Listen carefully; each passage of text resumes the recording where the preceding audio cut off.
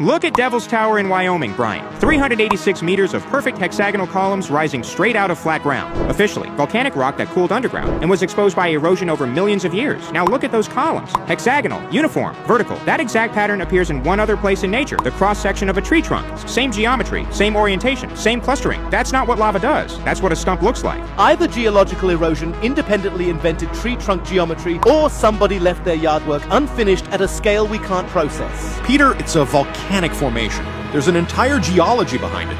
Then look at Table Mountain in South Africa, Brian. 1,087 meters tall, 3 kilometers wide, flat top, vertical sides. Officially solidified lava from 200 million years ago. But that's not how lava behaves when it cools. Lava flows, spreads, rounds at the edges. It doesn't produce a flat plateau with vertical walls. That's what happens when something very large gets cut at the base and the top remains. The hexagonal geometry in Devil's Tower isn't coincidental. Trees use it. Basalt can produce it under very specific cooling conditions. But the probability of random volcanic activity producing the exact same geometry as a tree trunk at that scale, in that orientation, is the kind of coincidence that deserves a second look. Hollywood made a film about Devil's Tower in 1977, Close Encounters of the Third Kind. The story was, it's where you meet aliens. Once the alien narrative attached, nobody asked the tree question anymore. Convenient timing. But we have geological records going back hundreds of millions of years. The science is solid. Go to the Petrified Forest in Arizona, Brian. National park, protected by the government. 225-million-year-old trees, officially. But look at the cuts. The ends are flat, clean, perpendicular to the trunk. That's not what happens when a tree falls and fossilizes over millions of years. That's what happens when something cuts through a trunk. They're not fallen trees. They're cut logs that were left there. The petrified forest logs appear without root systems. No stumps, no canopy debris, no organic surrounding material consistent with a forest floor.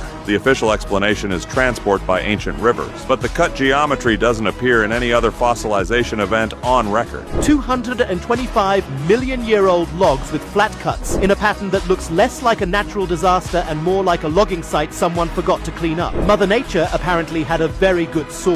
But where did the trees go? If there were forests of kilometer-tall trees, what happened to them? Grand Canyon, Brian. 446 kilometers long, 1.6 kilometers deep. Officially carved by the Colorado River over 5 to 6 million years. But rivers don't cut that way. They meander and erode unevenly. Those walls are vertical. Those terraces are flat. That geometry is consistent with extraction. Something was systematically removed from it. Researchers who've noted this consistently lose their university positions. The most visited geological wonder in America. And the explanation requires a river to have cut perfectly vertical walls in a perfectly uniform pattern for millions of years. Rivers don't do that. Quarries do. California, 1880 to 1920. 40 years of industrial logging. The photographs exist. Trees wider than buildings. Stumps the size of houses. The redwoods they left are the smallest ones, not worth cutting. The official story is lumber, but lumber operations don't cut trees that size. The trunks were too wide for any mill of that era. They were cutting something they didn't want standing. The question is why? The forests globally are young, most under 250 years. The soil layer across most of the planet is remarkably thin, inconsistent with millions of years of organic decomposition. The ice caps contain amounts of frozen water inconsistent with gradual accumulation. Every discipline independently produces data consistent with a hard stop in relatively recent history. Something ended the previous cycle rapidly, the timeline doesn't match, the data does. The biggest living organisms on the planet are trees. The largest geological formations look like stumps. The ancient logs have cut ends. The global forests are uniformly young, and the industrial logging of the 1800s targeted specifically the largest specimens. None of that is individually conclusive. All of it together is a question nobody in an official institution is funded to ask. Here's what I actually think, fella. The world we inherited isn't the world that existed before. Something happened. A reset, a catastrophe, a deliberate removal. And what we're left with are remnants. Devil's Tower is a stump. Table Mountain is a stump. The Petrified Forest is a logging site.